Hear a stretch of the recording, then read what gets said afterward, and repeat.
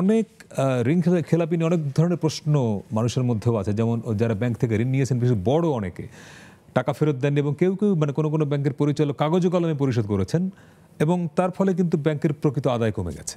তাহলে এইখানে বাংলাদেশ ব্যাংকের ভূমিকা কি আসলে? এইখানে বাংলাদেশ ব্যাংকের রিয়েলি একটা এফেক্টিভ রোল থাকা উচিত ছিল এবং আগে তো ছিল। আগে তো এমনও ছিল যে এই আপনার কি বলে এই আপনার পরিষদের লোকেরা যে আপনার ঋণ নিবে তার জন্য বাংলাদেশ ব্যাংকের পারমিশন লাগতো এবং that should be the approach. Right, এইগুলো সব আস্তে আস্তে তুলে দিল এখান থেকে। তো এই জন্য এরা এই সুযোগগুলো এরা এখন নিচ্ছে। এটা তো আসলে মানে সরকার সুযোগ করে দিয়েছে, ওরা সুযোগগুলো এখন মানে গ্রহণ করতেছে।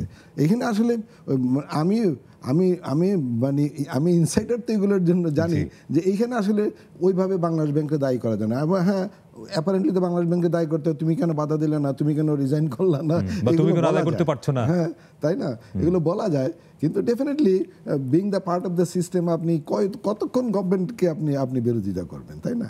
তো এগুলো তো ছিল এই সময় সেখানে, এগুলো এমন না যে এগুলো ছিল না, এগুলো ছিল, এগুলো সবই আস্তে আস্তে তুলে দেওয়া হলো। কি আশ্চর্য কথা, তাই না?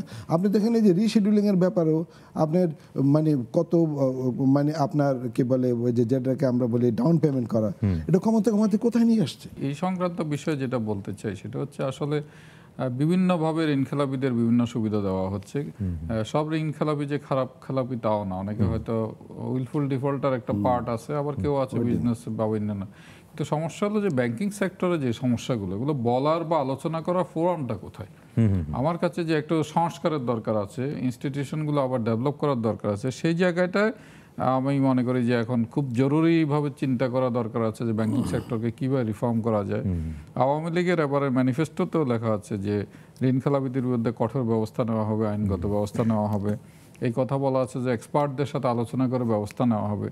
ওই জায়গাটা আমি বলতে চাই যে এক্সপার্টদের সাথে আলোচনা করার তো একটা ফোরাম বা একটা জায়গা দরকার। সেই জায়গাতে হয়তো একটা ব্যাংকিং কমিশন হতে পারে বা ব্যাংকিং কমিটি হতে পারে, যারা অ্যাটলিস্ট বলতে পারে যে কোন সময় কোন পলিসিটা চেঞ্জ হতে পারে। আরেকটা বিষয় গুরুত্বপূর্ণ যে সরকারি যেসব ব্যাংকগুলো আছে সেগুলোর উপর বাংলাদেশ ব্যাংকের সুপারভাইজারি ক্ষমতাটা খুবই সীমিত। তৌফিক ভাই ভালো জানেন সেটা। এবং তার পিছনে একটা হচ্ছে ফিনান্সিয়াল ইনস্টিটিউশনস ডিভিশন বলে একটা অর্থ মন্ত্রণালয় একটা আলাদা উইং আছে, যারা আবার বাংলাদেশ ব্যাংককে বাইপাস করেও কিন্তু অনেক সিদ্ধান্ত নেয়, যেখানে ডুয়াল একটা অথরিটি কাজ করে। এইসব জায়গাগুলোতে কাজ করার সুযোগ আছে, দরকার আছে।